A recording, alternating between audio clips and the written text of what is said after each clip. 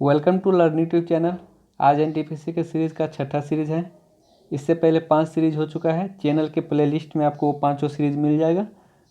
तो चलिए आज का सेशन शुरू करते हैं। पहला क्वेश्चन, एक रेलगाड़ी 160 किलोमीटर प्रति घंटे की गति से चल रही है, यानी उसका जो स्पीड है वो 160 किलोमीटर पर आवर दिया गया है, 160 किलोमीटर पर आवर। यदि इसकी लंबाई 180 मीटर हो, यानी इसका जो डिस्टेंस है वो 180 मीटर हो, तो रेलगाड़ी द्वारा खंभे को पार करने में लगने वाला समय ज्ञात करें। तो टाइम बराबर क्या होता है, डिस्टेंस बाय स्पीड। अगर रेलगाड़ी एक खंभे को पार कर रही है तो इसका मतलब वो केवल अपनी लंबाई को पार कर रही है और उसका अपना लंबाई 180 मीटर दिया गया है और उसका स्पीड है वो 160 मीटर पर सेकेंड है, 160 किलोमीटर पर आवर है। अगर हम किलोमीटर पर आवर को मीटर पर सेकेंड में बदले तो 5/18 से गुना करते हैं। 1 किलोमीटर पर आवर बराबर क्या होता है, 5/18 मीटर पर सेकेंड। तो यहाँ 160 जो है वो किलोमीटर पर आवर में है, इसको मीटर पर सेकेंड बदलने के लिए 5/18 से गुना करेंगे तो 18 ऊपर चला जाएगा। अब हम यहाँ पे अगर इसको काटें तो 0 0 कट जाएगा और 2 से 8 बार में, 2 से 9 बार में, फिर ये 2 से 4 बार में, फिर 2 से 9 बार में, यानी 9 9 में 81 बट्टा 4 गुने 5 20। तो 20 चौका से 4 पॉइंट में एक ही ऑप्शन है ए, यानी 4.05 इसका आंसर हो जाएगा। नेक्स्ट आते हैं, 3480 रुपये साइकिल बेचकर 20% का लाभ कमाता है, यानी SP 3480 दिया गया है और प्रॉफिट 20% दिया गया है। तो किराया मूल्य निकालने के लिए क्या करेंगे, जस्ट उसका रिवर्स लिखेंगे, 3480 गुने 100/120। किराया मूल्य दिया रहता, विक्रय मूल्य निकालना रहता तब 120/100, लेकिन विक्रय मूल्य दिया है और किराया मूल्य निकालना है तो 100/120, यानी ये 0 से 1 0 कट जाएगा। 12 से अगर देखें तो 12 में 24, 10 8, यानी 12 9 108, यानी 2900 इसका CP आ जाएगा, ऑप्शन नंबर बी।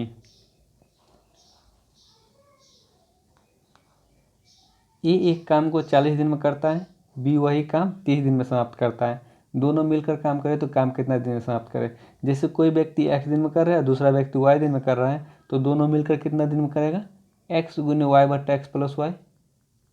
तो वही ए 40 दिन में कर रहा है और बी 30 दिन में कर रहा है, तो दोनों मिलकर ए प्लस बी मिलकर कितना दिन में करेगा, ये 40 गुने 30 बट्टा 40 प्लस 30 70 हो जाएगा। ये 0 से 0 कट गया, यानी 40 3 120/7, यानी 7 1 7, 17 7 119, यानी 17.1/7 दिन, यानी ऑप्शन नंबर ए हो जाएगा इसका राइट आंसर। एक दुकानदार 2 कुर्सियाँ 462 रुपये में बेचता है। एक पर वो 12% का लाभ कमाता है, दूसरे पर 12% का हानि कमाता है। तो निम्नलिखित में से कौन सा कथन सत्य है। तो एक चीज़ ध्यान दीजिएगा, अगर 2 कुर्सी का विक्रय मूल्य समान हो, यानी 2 कुर्सी को 462 रुपये में बेचता है, विक्रय मूल्य समान हो, अगर किसी पर X% का हानि हो रहा है और किसी पर X% का लाभ हो रहा है, तो ऐसे स्थिति में हमेशा क्या होगा, हमेशा हानि होगा। ये चीज़ को ध्यान रखिए, इस पर डायरेक्ट सवाल आता है। यानी अगर 2 कुर्सी का विक्रय मूल्य समान हो, अगर एक पे 12% का लाभ और दूसरे पे 12% का हानि हो, तो इस स्थिति में क्या होता है, हमेशा हानि होता है। और ये हानि कितना होता है, x/10 का होल स्क्वायर होता है। x/10 का होल स्क्वायर प्रतिशत, इतना प्रतिशत हानि होता है। ये परसेंटेज में आता है। तो अगर एक पे 12% का लाभ कमाता है, दूसरे पे 12% का हानि कमाता है, तो इसका मतलब इसका जो हानि प्रतिशत होगा, इसका जो हानि प्रतिशत वो कितना हो जाएगा, 12/10 का स्क्वायर, यानी 1.2 का स्क्वायर, यानी 12 का स्क्वायर कितना 144, यानी 1.44% उसका हानि होगा। अगर यहाँ पे इतना 1.44% हानि होगा, लेकिन यहाँ पे हानि का प्रतिशत नहीं पूछ रहा था, हानि का मूल्य पूछ रहा था। तो जो आंसर होगा यहाँ पे पहला ऑप्शन तो होगा नहीं, क्योंकि यहाँ पे लाभ है, ये ऑप्शन खत्म होगा। ऐसे स्थिति में हमेशा हानि होता है। इसमें भी लाभ दिया गया, ये भी खत्म, उससे ना लाभ ना हानि, ये भी खत्म। ऑप्शन नंबर डी एक ही ऑप्शन में दिया गया है कि 6.75 रुपये की हानि होगी। परसेंटेज में 1.44, लेकिन अगर उसका हम रुपया में कन्वर्ट करेंगे तो 6.7% की रुपया की हानि होगी। तो इसका आंसर जो होगा वो डी हो जाएगा। नेक्स्ट आते हैं, L/M L अनुपात M जो है वो कितना दिया गया, 3:5, और M अनुपात जो N है वो कितना दिया गया है, 2:3। तो इस LMN तीनों का जो अनुपात अगर हम निकालेंगे तो क्या होगा, ये 3 इस 2 से मल्टीप्लाई होगा तो 6, फिर ये 2 5 से मल्टीप्लाई होगा तो 5×9 = 10, और फिर ये 3 5 से मल्टीप्लाई होगा तो 5×3 = 15, यानी 6:10:15। तो किसका पूछ रहा है, NL का। तो N कितना है, 15, N अनुपात L पूछा है ना, और L कितना है, 6, यानी 15:6। 3 से 5 बार में, 3 से 2 बार में, यानी 5:2। ऑप्शन नंबर बी इसका राइट आंसर होगा। ठीक है, अब आते हैं नेक्स्ट सवाल पे। x + 2y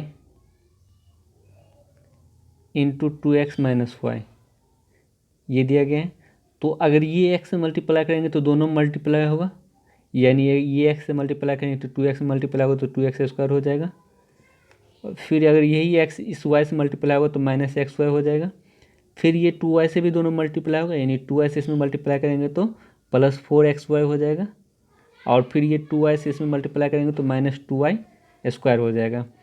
तो यहाँ पे क्या आ गया, 2x² -xy अब +4xy, तो यानी माइनस प्लस में 3xy होगा, यानी 4xy में से एक xy जाएगा तो -2y²। तो कौन सा ऑप्शन हो जाएगा, option number B, 2x² + 3xy - 2y²। इसका जो आंसर होगा वो ऑप्शन नंबर बी हो जाएगा। नेक्स्ट आते हैं, इसका मानक विचलन ज्ञात करें। इसमें 3 चीज़ पूछा जाता है, 4 या 5 चीज़ पूछा जाता है। पहला होता है माध्य। माध्य अगर पूछे तो इसका मतलब हमको औसत निकालना रहेगा। अगर माध्य पूछे तो औसत निकालना रहेगा। माध्यिका या माध्यक पूछे तो हम लोग क्या करेंगे, सबसे पहले बढ़ते क्रम में सजा देंगे, बढ़ते क्रम में सजा के बीच वाला जो संख्या होगा, बीच वाला संख्या वो माध्यिका हो जाएगा।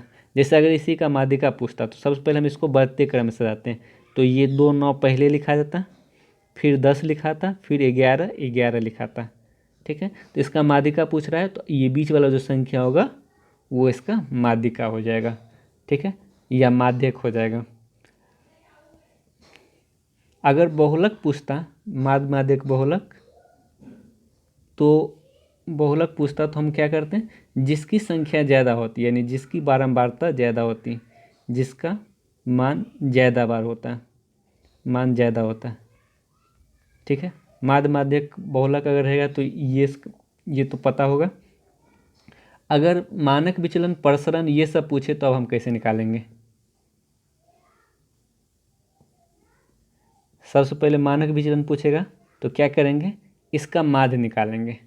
10 11 9 11 9, इसका माध्य क्या हो जाएगा, 10 + 11 + 9 + 11 + 9, यानी माध्य मतलब औसत। औसत निकालने के लिए सबको जोड़कर कितना संख्या है, 1 2 3 4 5, यानी 5 से डिवाइड कर देंगे तो 11 9 20 20 40, 10 50/5, यानी 10 आ जाएगा इसका माध्य।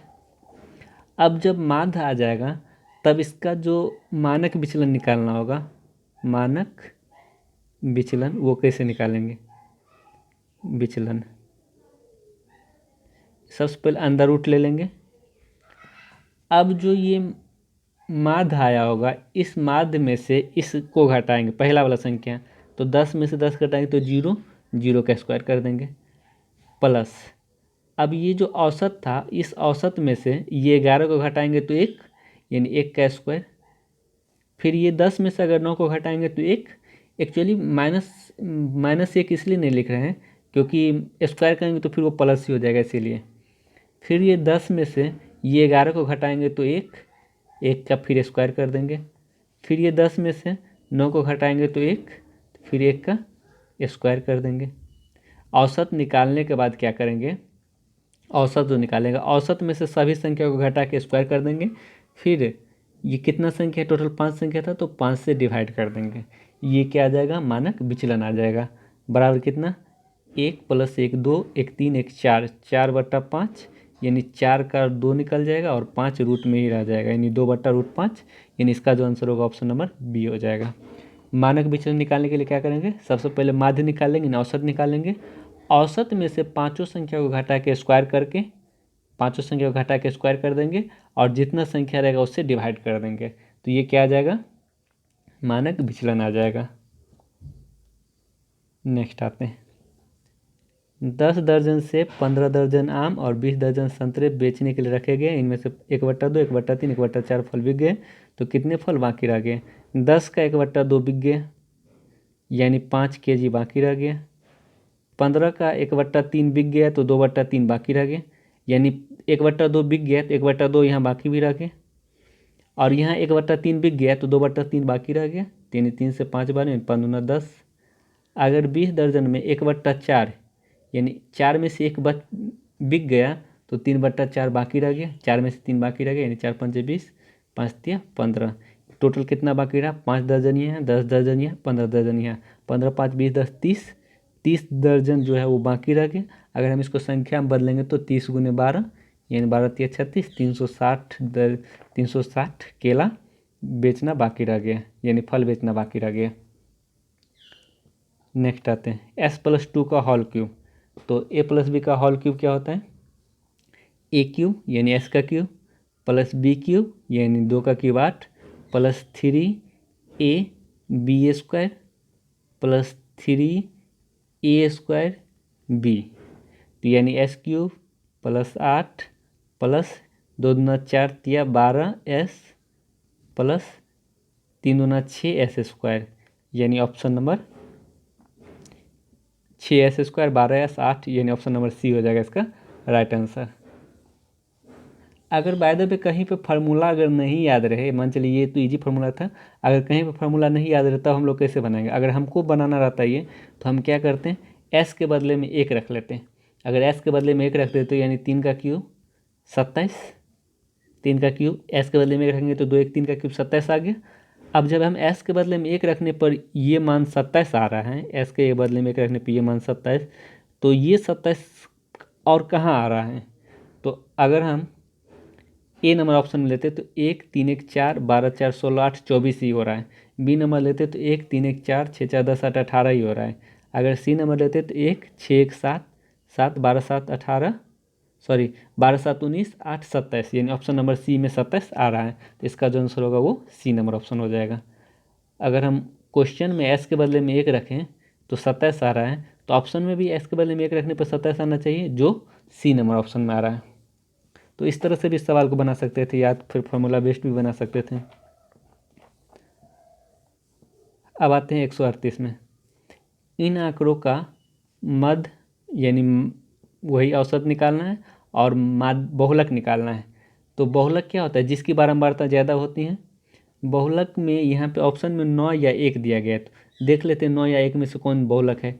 9 का प्रयोग 1 बार 2 बार 3 बार 4 बार, यानी 9 का प्रयोग 4 बार किया गया है, और 1 का प्रयोग कितना बार किया गया है, 1 का प्रयोग 1 बार 2 बार 3 बार 4 5, और 1 का प्रयोग जो है वो 5 बार किया गया। तो इसका मतलब जिसका प्रयोग ज़्यादा बार किया जाता है वो बहुलक होता है, यानी इसका जो बहुलक होगा 1 होगा। अगर इसका बहुलक 1 होगा तो ये दोनों ऑप्शन खत्म। अब आते हैं माध्य निकालने के लिए। बहुलक 1 यहाँ भी है, बहुलक 1 यहाँ भी है, अब माध्य भी निकालना है। तो माध्य निकालने के लिए क्या करते हैं, सबको जोड़कर जितना संख्या है तो उससे डिवाइड करते हैं।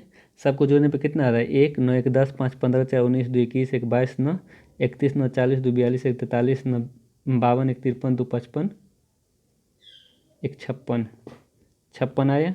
कितना संख्या है, 1 2 3 4 5 6 7 8 9 10 11 12 13 14 संख्या, तो 14 से डिवाइड करेंगे तो 14 चौके 56, यानी इसका जो औसत है वो 4 आ गया। तो इसका मतलब ऑप्शन नंबर सी इसका राइट आंसर हो जाएगा।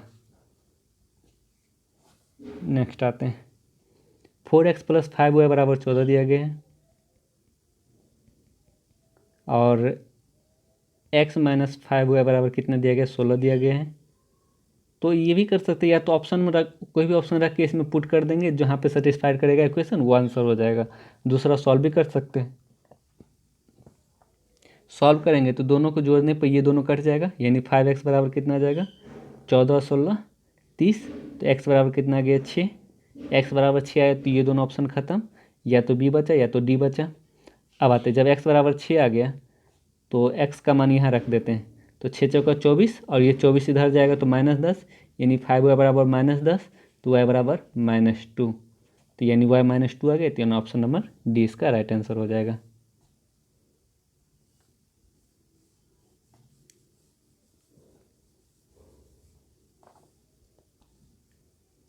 ये क्या है? 2.5 दर्जन सेब का जो किराया मूल्य है वो 300 रुपया था। प्रत्येक सेब को ₹15 में बेचा गया, तो लाभ प्रतिशत क्या होगा?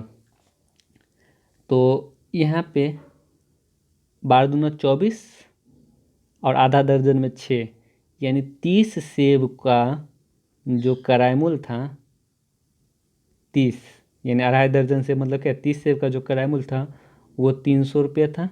तो एक सेब का जो किराया मूल्य होगा वो कितना होगा? ये 24 6 30 सेब का किराया मूल्य था ना, 30 सेब का किराया मूल्य जब 300 रुपया, तो एक सेब का किराया मूल्य 10 रुपया, एक सेब का किराया मूल्य 10 रुपया, और यही एक सेब को 15 रुपये में बेचा गया। यहाँ पे एक सेब को 15 रुपये में बेचा गया और विक्रय मूल्य कितना दिया गया? 15 रुपया। तो लाभ प्रतिशत निकाल सकते हैं। लाभ प्रतिशत बराबर क्या होता है? लाभ बट्टा किराया मूल्य गुने 100। 10 रुपये में खरीदे, 15 रुपये में बेचे, तो यानी 5 रुपये का लाभ हो रहा है। कितना में? 10 में गुने 100, यानी 0 0 कट गया, यानी 50% का लाभ हो रहा है। ऑप्शन नंबर बी हो जाएगा। यानी एक सेब का किराया मूल्य निकाले तो 10 रुपया है और एक सेब को 15 रुपये में बेच रहे हैं, तो लाभ प्रतिशत निकालना था। एक आभाज्य संख्या किसको कहते हैं? जो खुद से और एक से विभाजित हो उसको आभाज्य संख्या। ऑप्शन नंबर सी हो जाएगा। 2 से अधिक भाजक ये भाज्य संख्या होता है।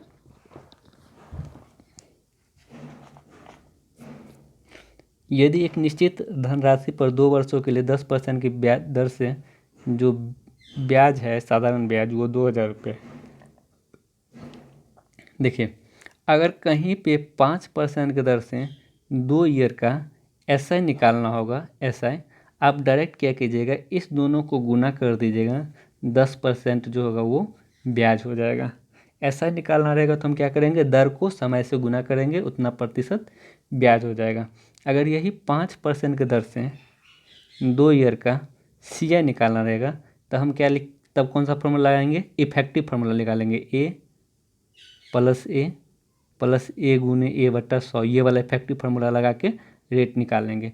तो यहाँ 5% है, तो 5 + 5 गुने 5/100, तो यहाँ पे 5 पर 10 आ जाएगा, और यहाँ 25/100 यानी 0.25, यानी 10.25% क्या आ जाएगा इसका? CI आ जाएगा। SI निकालने के लिए क्या करेंगे, दोनों को गुना कर देंगे, 10% आएगा, हम डायरेक्ट 10% निकालेंगे तो SI निकल जाएगा। और CI निकालने के लिए क्या करेंगे, ये वाला इफेक्टिव फार्मूला लगा लेंगे, A प्लस A गुने A/100, यानी इफेक्टिव परसेंट कितना जाएगा? 10.25%, ये डायरेक्ट CI आ जाएगा। ठीक है, तो यहाँ पे रेट 5% नहीं 10% दिया गया था।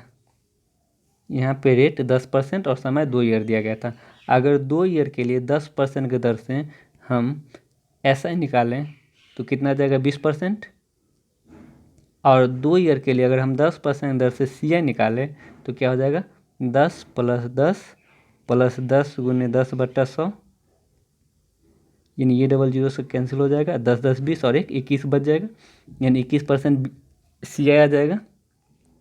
तो अब क्या चीज़ सवाल में बोल रहे हैं, यदि निश्चित धनराशि पर 2 वर्षों में 10% की दर से 2000 रुपये साधारण ब्याज मिलता है, साधारण ब्याज 20% आ रहा है, ये 20% का वैल्यू कितना दिया गया? 2000, तो 1% का वैल्यू कितना हो जाएगा?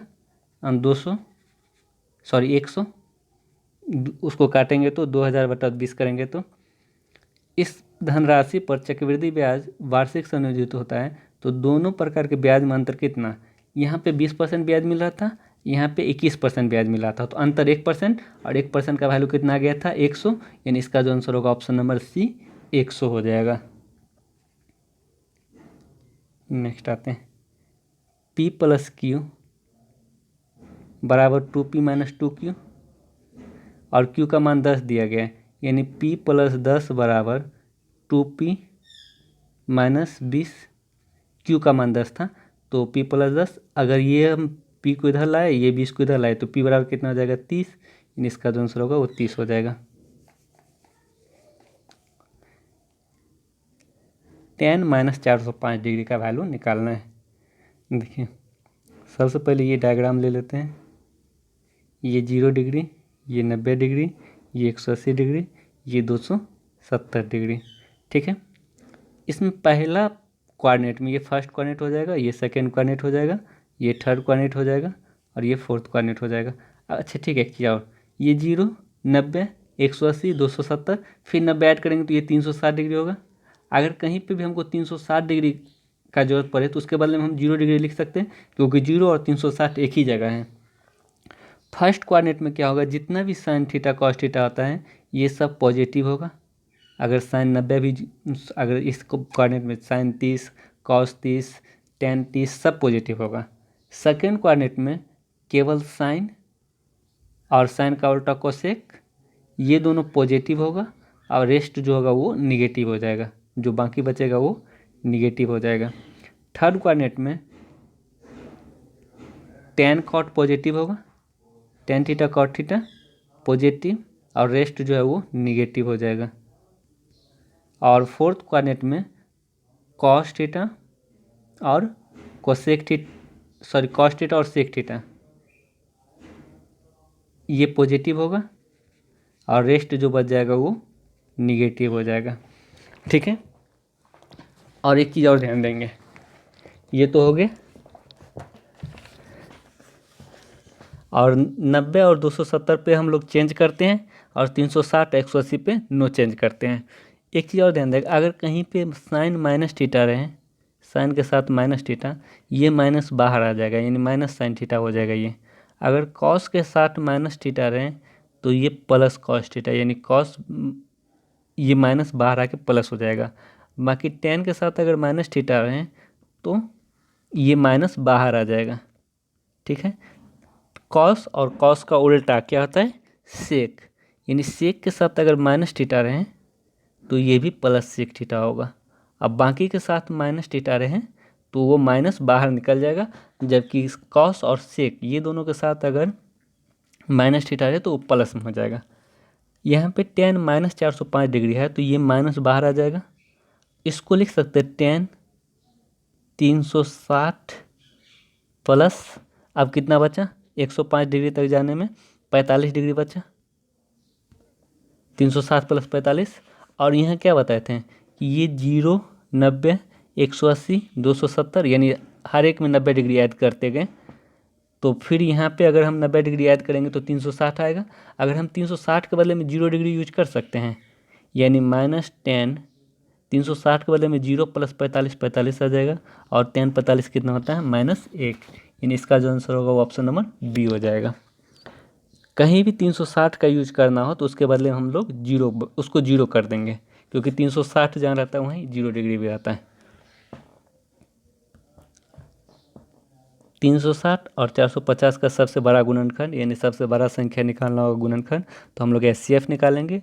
360 और 450 का जो HCF होगा वो 90 हो जाएगा, 9 से 4 बार में और 9 से 5 बार में, यानी इसका जो आंसर होगा वो ए नंबर ऑप्शन हो जाएगा।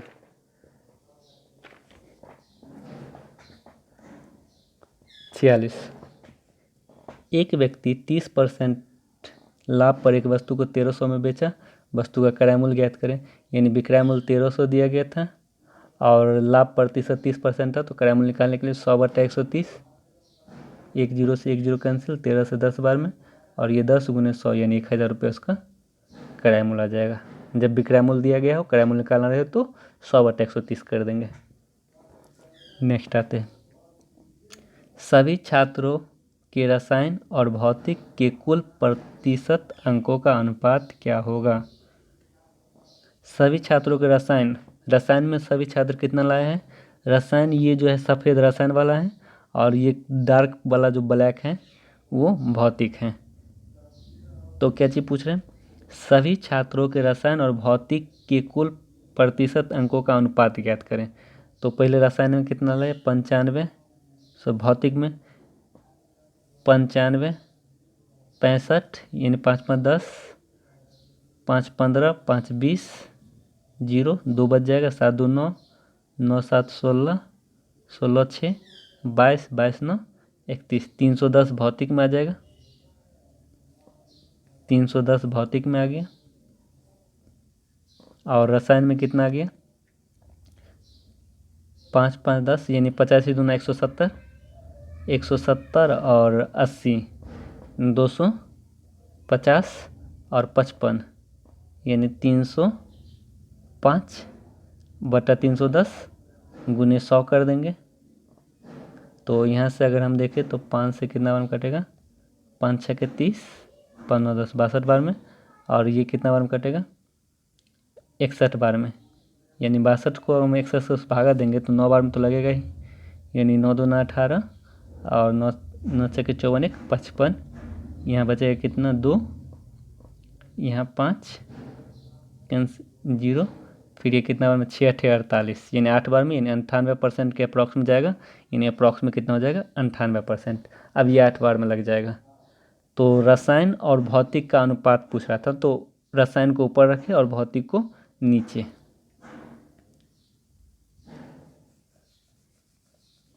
अब नेक्स्ट आ जाते हैं, इसका आंसर क्या आ गया था 98%, ऑप्शन नंबर सी।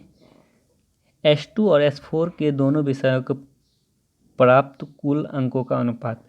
H2 में दोनों विद्यार्थी कितना लाए, दोनों विषय में कितना लाया, 85 और 65, ये हो जाएगा 8 से 14 यानी 150 लाया, डिवाइड बाय S4 में कितना लाया, 75 और 85 155 यानी 5 से 30 बार में, 5 से 31 बार में, 30 बटा 31, ऑप्शन नंबर बी हो जाएगा इसका आंसर।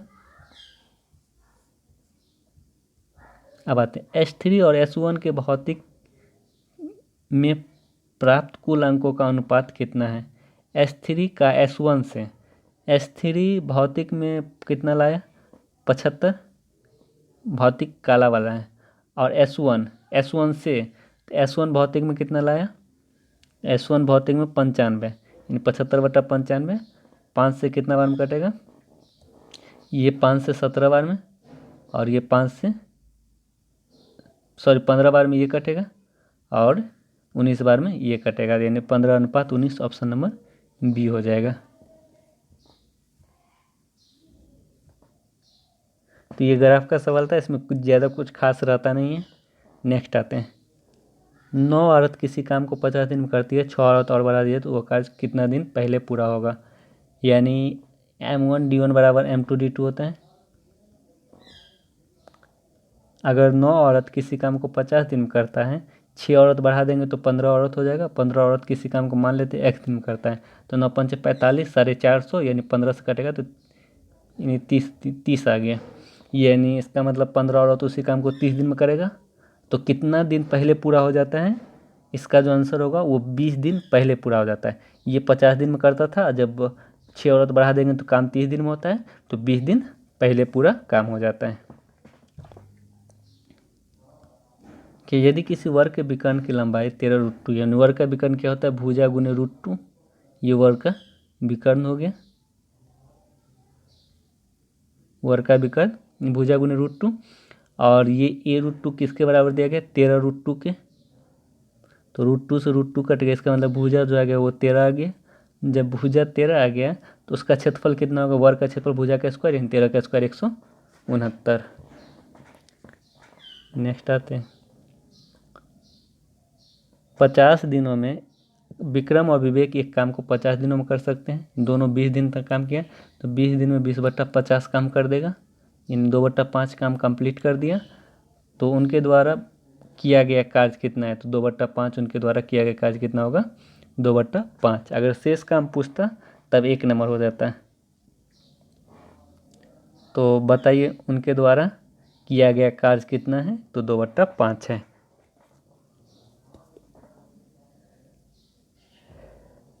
नेक्स्ट आता है 153, 13 11 9 17 13 19 10 11 का परिसर ज्ञात करें। परिसर क्या होता है, परिसर होता है रेंज, यानी रेंज मतलब मैक्सिमम संख्या माइनस मिनिमम संख्या, मैक्सिमम माइनस मिनिमम।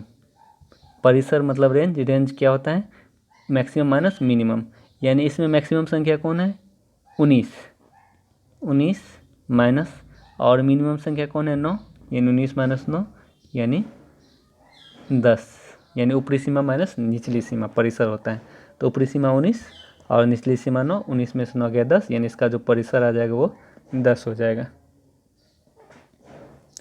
इस आंकड़ों का परिसर ही तो हो गया। अब है इसका मान ज्ञात करें, sec square theta plus 2 tan theta cos theta minus tan square theta. हमेशा बोल रहे हैं जब भी ट्रिगोनोमेट्रिक मान निकालना रहे, जब भी ट्रिगोनोमेट्रिक मान का न्यूमेरिकल वैल्यू में आंसर दिया रहे हैं, तब हम लोग क्या करते हैं, थीटा का कोई मान पुट कर देते हैं। अगर थीटा बराबर हम 45 डिग्री रखते हैं, थीटा बराबर 45 डिग्री, तो सेक 45 कितना √2, ये हो जाएगा √2 का स्क्वायर प्लस 2 टेन 45 1 गुना 1 और कॉस 45 1/√2 माइनस टेन 45 कितना होता है 1, टेन 45 1 यानी -1। इसका अगर कैलकुलेशन करें √2 का स्क्वायर 2, एक मिनट, यहाँ पे कॉस थीटा नहीं होगा, यहाँ पे कॉट थीटा होगा, कॉट थीटा, तभी ये सवाल बनेगा कॉट थीटा। यहाँ पे कॉस थीटा गलती दिया गया, कॉट थीटा होगा। तो और कॉट 45 भी कितना होता है 1 होता है, कॉट 45 कितना 1, यानी √2 का स्क्वायर 2 और प्लस 2 प्लस 2 और माइनस 1, यानी 2 2 4 में से गए 3, यानी इसका जो आंसर होगा वो 3 हो जाएगा, ऑप्शन नंबर डी हो जाएगा इसका आंसर। ठीक है, जब भी न्यूमेरिकल वैल्यू में आंसर निकालना रहेगा 1 2 3 4 में, तो हम थीटा का कोई भी मान पुट कर सकते हैं। अगर थीटा का हम मान 45 डिग्री रखते हैं तो इसको सॉल्यूशन करने पे 3 आ रहा है, तो इसका जो आंसर होगा वो 3 हो जाएगा। यहाँ पे कॉस थीटा नहीं कॉट थीटा होगा, यहाँ पे सुधार लीजिएगा, कॉस थीटा नहीं कॉट थीटा। तो आज का सेशन यही समाप्त होता है। हम लोग फिर एनटीपीसी की सीरीज़ को कंटिन्यू रखेंगे। जो लोग चैनल को सब्सक्राइब नहीं किए हैं, चैनल को ज़रूर सब्सक्राइब कर दीजिएगा, वीडियो को लाइक कर दीजिएगा और अपने फ्रेंड सर्कल में इसको शेयर कर दीजिएगा। Thank you, bye bye.